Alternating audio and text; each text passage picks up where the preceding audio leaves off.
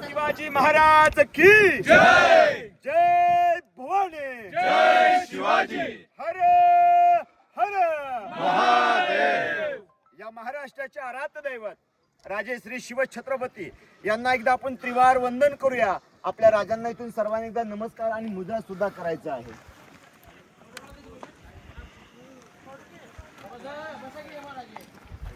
शिवरायांच्या पदस्पर्शाने पावन झालेल्या या पुण्य नगरीमध्ये, या पुण्यभूमीत मी आपल्या सर्वांचं सहर्ष स्वागत करतो. इथे मी माझी एकदा स्वतःची ओळख करून देतो. माझं नाव आहे मनीष चंद्रकांत गोरे.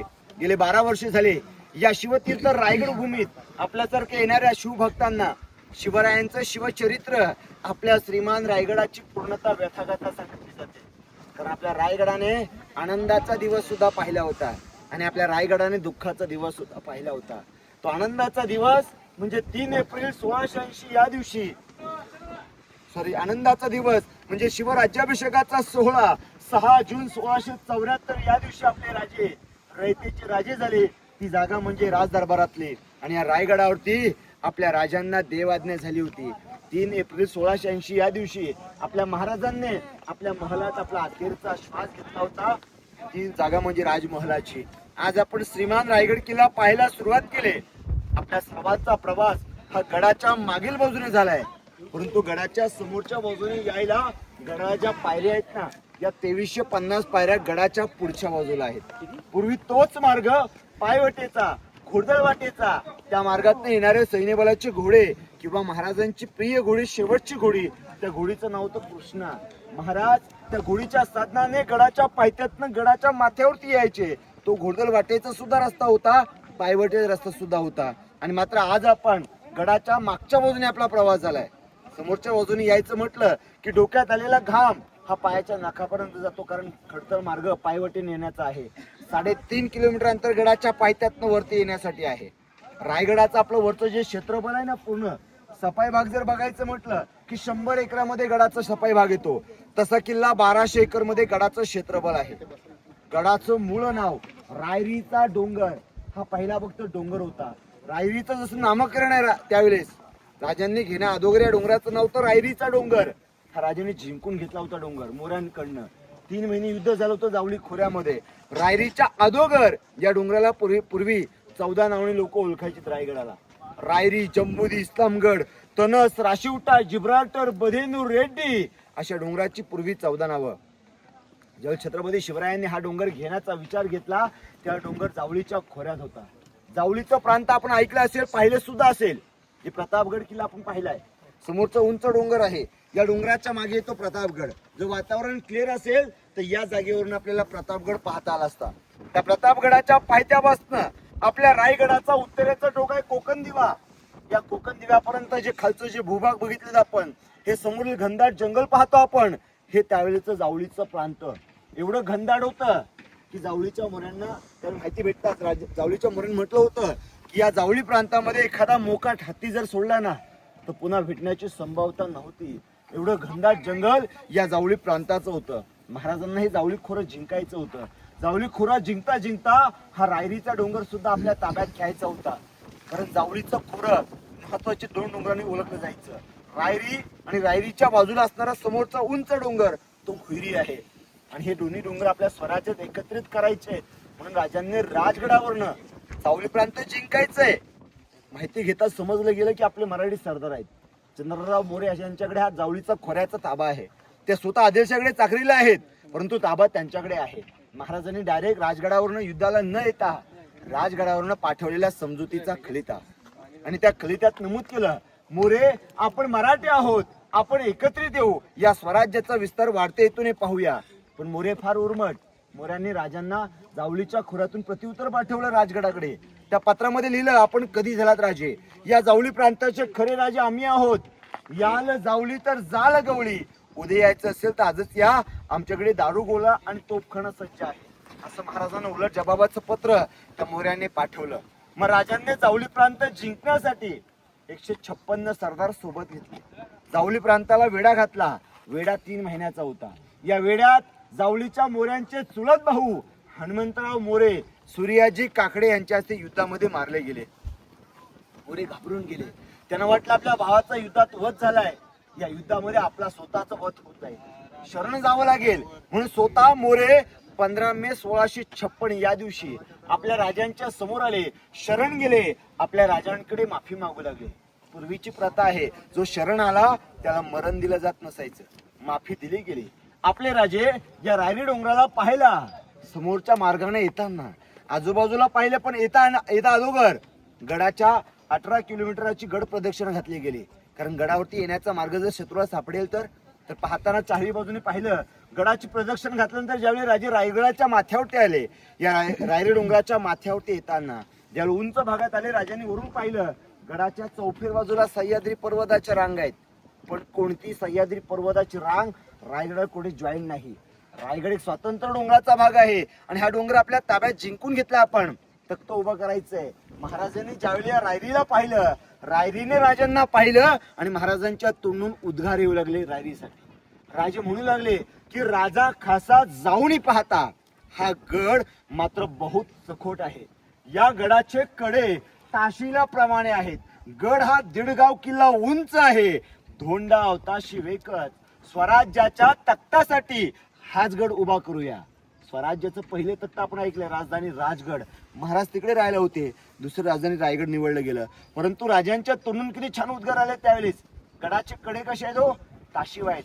आपण येताना रोपड आलो, कडा बघितला, ताशिवा आहे. शत्रू येईल का? शक्य नाही. जरी आपण पायवाटीने आलो ना, ते असा एक भाग आहे, उभा कडा आहे, खाली पण कड्याचा भाग आहे, पण मधूनच यावं लागतं. कड्यातनं वर आले दगड सुद्धा निष्ठून खाली त्या पायवाटीला पडू शकतो, असं अंतर आहे त्या भागाचं. महाराज म्हटले स्वराज्याच्या तख्तासाठी, स्वराज्याच्या राजधानीसाठी आपण हा गड उभा करूया. राजधानीसाठी रायगडाची निवड केली. या गडाचं काम हिरोजी इंदुरकर यांना सोपवलं. जिथे जिथे ज्या ज्या इमारती बांधायचे त्याच्या आखणीप्रमाणे हिरोजीनं बांधकाम सोपवलं. काय मोहरा दिल्या, राजे मोहिमेत गेले, गड इकडे बांधायला सुरुवात केली हिरोजींनी. 1656 ला गडाचं काम सुरू केलं.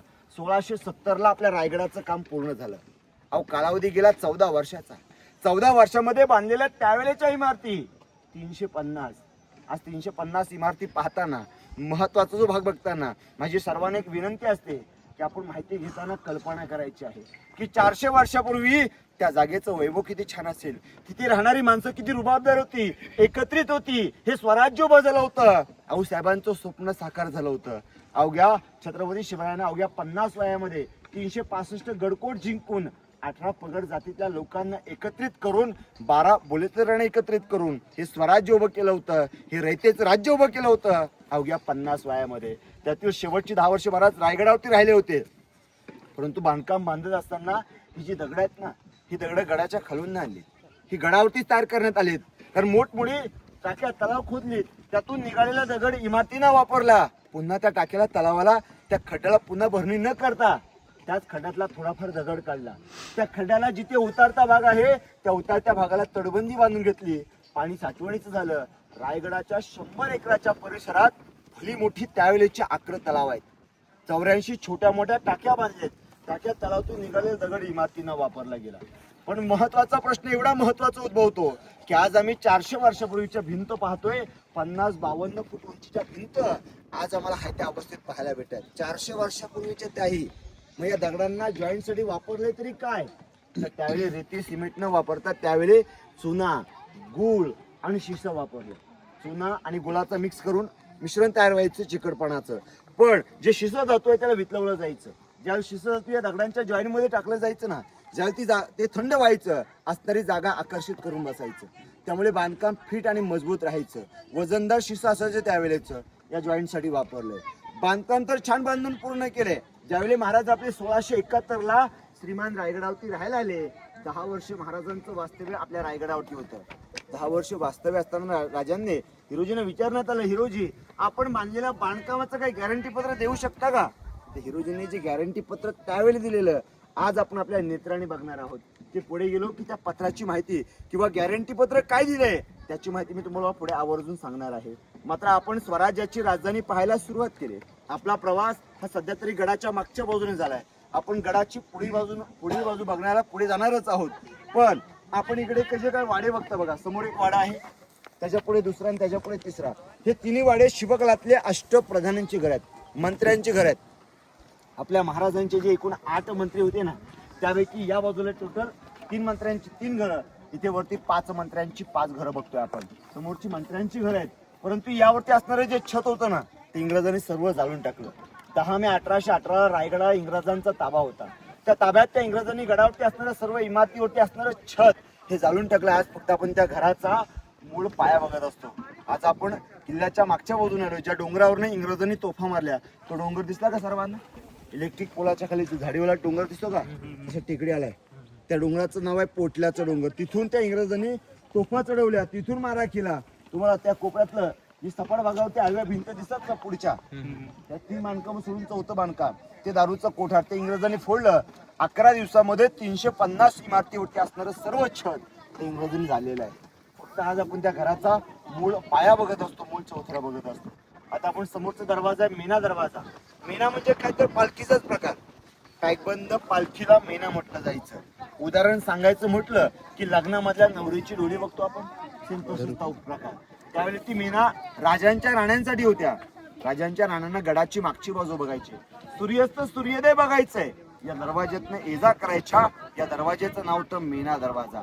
आपण मेना दरवाज्यातनं राजांच्या राण्यांची दालनं पाहायला राणी घरात जाऊया. बोला छत्रपती श्री शिवाजी महाराज की जय. जय भवानी, जय शिवाजी. हर हर महादेव. आता राणी महालाकडे प्रवास. एवढं मोठं दालन, त्यावेळी एका राणींचा एक महालाचा भाग.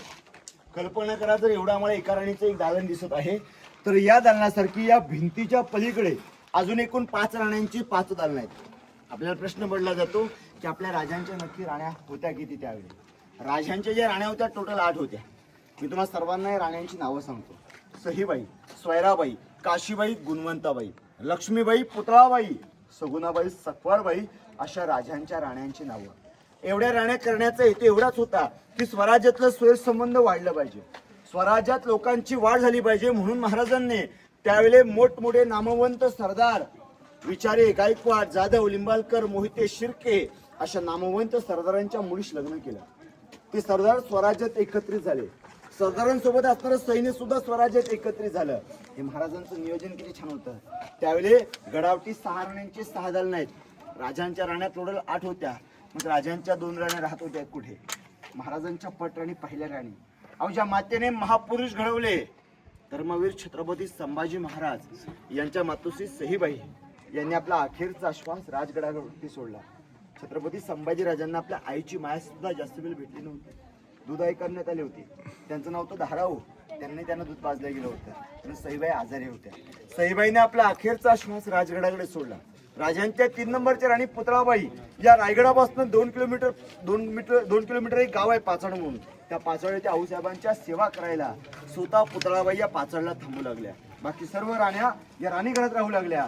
नक्की आज आपल्या इथला कोणताही गाईड किंवा इथले कोणते इतिहासकार सांगू शकणार नाहीत की याच राणीचं हेच घर होतं म्हणून. कारण ज्यावेळी इंग्रजांनी जालफोड केली ना, त्या जालफोडीमध्ये घरचं वरचं छत झालं, पण ते छत जे खाली पडलं, ज्या आतमध्ये असणाऱ्या जुन्या वस्तू त्या सुद्धा त्या इंग्रजांनी जालफोड केलेल्या आहे. फक्त आज आपण किल्ल्यामध्ये फिरताना त्या घरांचा फक्त मूळ पाया बघत असतो. आपण काय म्हणतो? घराचं फाउंडेशन. पूर्वी या फाउंडेशनला चबुतरा किंवा चौतरा म्हटलं जायचं. हा चौतरा होता, पण इथे आपल्याला 2 चौतरे इथे आणि याच्या मागे दिसतोय. पहिला चौतरा म्हणजे सज्जा, आलेल्या पाहुण्याला बसायची जागा. आपण घराच्या हॉलमध्ये करतो. आपला हॉल पूर्वीचा सज्जा, जिथे आपण आज आपण आराम करतो त्याला बेडरूम म्हणतो. पूर्वी त्याच जागेला शयनकक्ष म्हणतात. राणींचं स्वतःचं शयनकक्ष मागच्या बाजूला होतं. छत यावरती, छत त्या चौथऱ्यावरती. हा स्पेस सगळा मोकळा. इथे पडणारं पावसाचं पाणी आउटलेट व्हायला ड्रेनेज इथे. याच्या ही समोरची दगडाची भिंत आहे ना, ही भिंत या वाड्याची संरक्षण भिंत होती. जर एखाद्या शत्रूने खालनं तोफेचा मारा केला, पहिली धड कशाला बसेल? याला. हे घर सुरक्षित राहील अशा दृष्टिकोनातून बांधकाम तयार केलं होतं. विशेष या भिंतीला एक दरवाजा बघा त्या कोपऱ्यात. दरवाजाच्या आतमध्ये जी जागा आहे ना, 400 वर्षापूर्वीचं खरं तर इंडियन टॉयलेट. आज आपण सांगतो आमच्या घरामध्ये इंडियन टॉयलेट आहे, पण हे इंडियन टॉयलेट आताचं नसून 400 वर्षापूर्वी इंग्रज आले, पाहिलं गेलं, मॉडिफाय केलं. दगडी बनवता नाही आल्यामुळे त्यांनी मातीचं बनवलं. चिनी मातीचं बनवून आपल्याकडे पुन्हा रिटर्न पाठवलं. पण कौतुकाने सांगायचं की टॉयलेटचा शोध आपल्या महाराष्ट्रात आपल्या रायगडावरती आज आम्ही पाहिलेला आहे. मागे जायचं, टॉयलेट बघायचं, त्याच मार्गाने मागे यायचं, मग आपण पुढील भाग बघायला पुढे प्रवास करतो. इथं समोर टॉयलेट बघून पहिलं राणीघराच्या पुढे आलो. समोरचं चौथरा बघा, एकदा समोरून दिसतोय ते राणीघर, त्याच्या पुढे तो चौथरा आहे. समोरचं राणीघर, त्याच्या पुढे समोरील चौथरा, याला दाशीचं घर म्हणतात.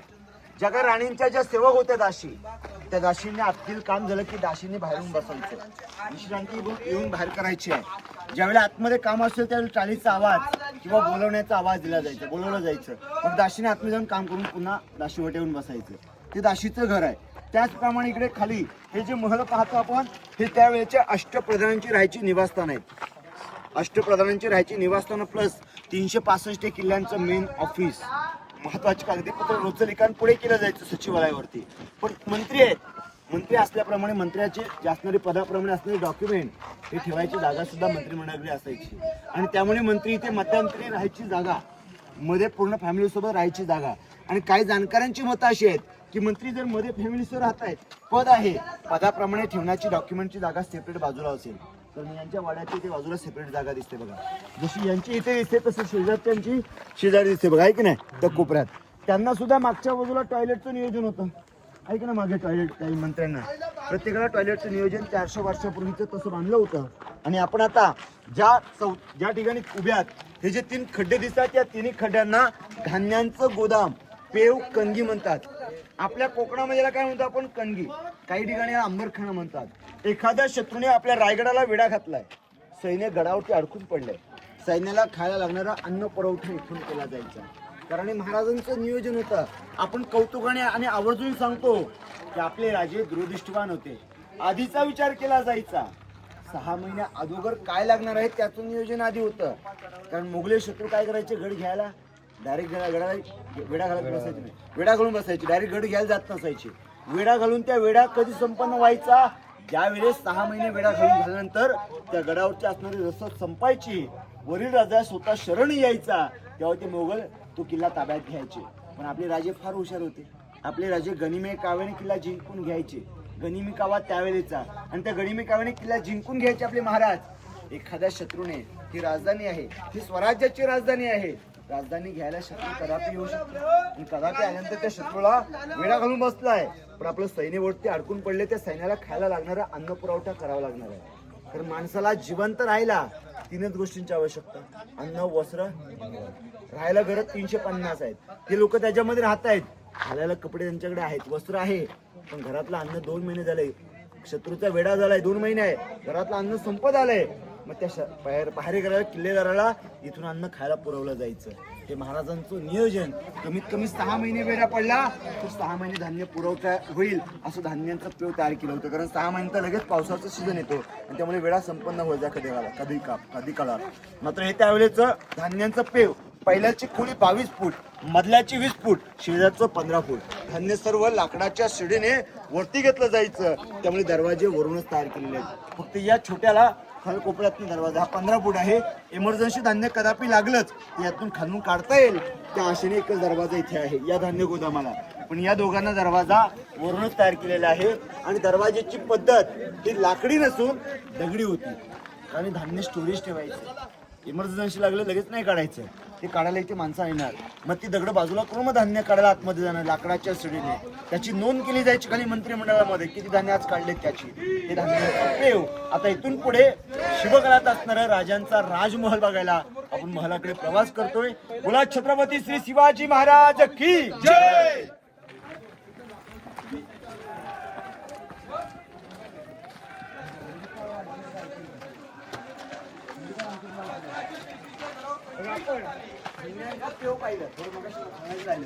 की जसं स्वराज्याची राजधानी रायगडावरच्या असणाऱ्या लोकांना धान्य तिथून पुरवलं जायचं.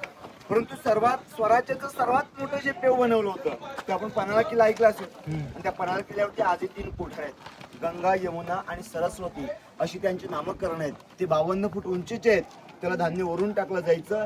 कदापि धान्य लागलंच, गडांना आजूबाजूंच्या गडांना वेढा घातल्या शत्रूने, धान्य बाहेर काढायचंय, खाली दरवाजा होता त्यातलं धान्य ते बाहेर काढलं जायचं इमर्जन्सीसाठी. सर्वात मोठं ते पेव आणि रायगडावरच्या असणार, रायगडासाठी असणार हे पेव महत्वाचं होतं.